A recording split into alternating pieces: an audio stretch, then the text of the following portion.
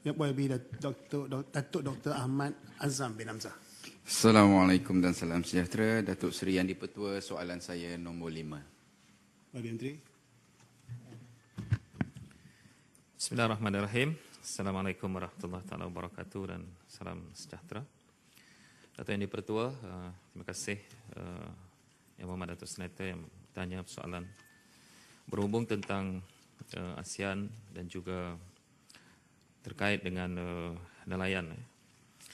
Solidariti negara ASEAN memainkan peranan penting dalam menjaga keamanan dan kestabilan serantau daripada campur tangan kuasa besar dunia.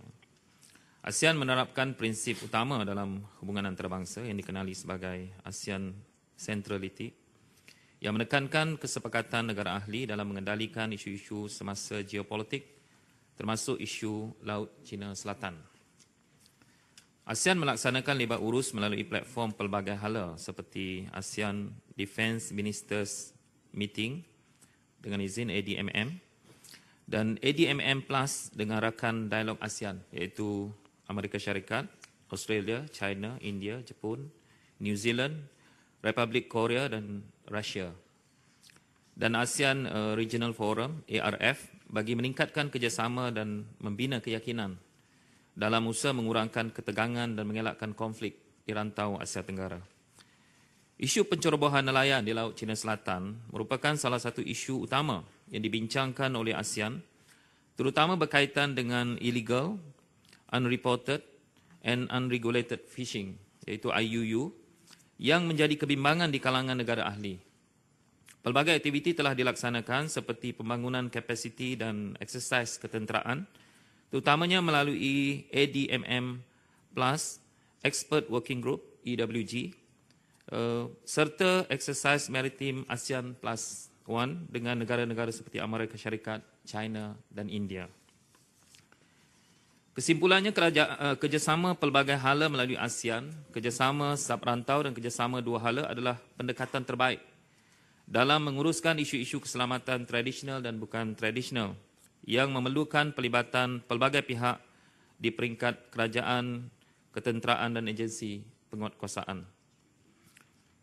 Kesemua ini merupakan komponen penting strategi perkongsian berwibawa seperti yang terkandung dalam Kertas Putih Pertahanan Negara dalam mempertahankan kedaulatan negara dan keutuhan wilayah. Itu saja jawapan saya. Soalan tambahan? Soalan tambahan saya, adakah kita mempunyai perbincangan ataupun engagement yang khusus dengan Vietnam?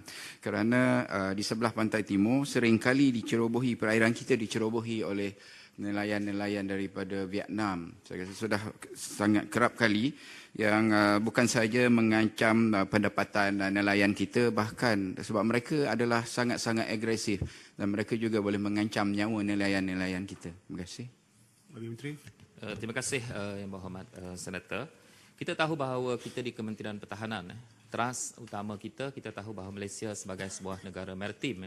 Dalam Kertas Putih Pertahanan Negara pun, kita telah nyatakan peranan kita di Kementerian Pertahanan adalah untuk memastikan kedaulatan dan sepadan negara kita. Sebab itu, dalam aspek pertahanan negara, memang kita memanfaatkan ASEAN itu sendiri. Macam saya sebut tadi, ada beberapa aspek ataupun perbincangan yang kita buat. Kerana kita tahu bahawa diplomasi pertahanan itu antara trust utama kita untuk menyelesaikan isu-isu yang berbangkit. Adapun isu-isu yang berbangkit tentang nelayan dan seumpamanya akan terkait dengan kementerian-kementerian lain, termasuk dalam soal wilayah itu juga yang melibatkan kementerian luar juga. Jadi ini antara aspek-aspek yang berikan keutamaan. Tapi kita di Kementerian Pertahanan, dan tadi saya tegaskan bahawa trust kita adalah untuk memastikan bahawa sempadan negara kita itu tidak dicerobohi.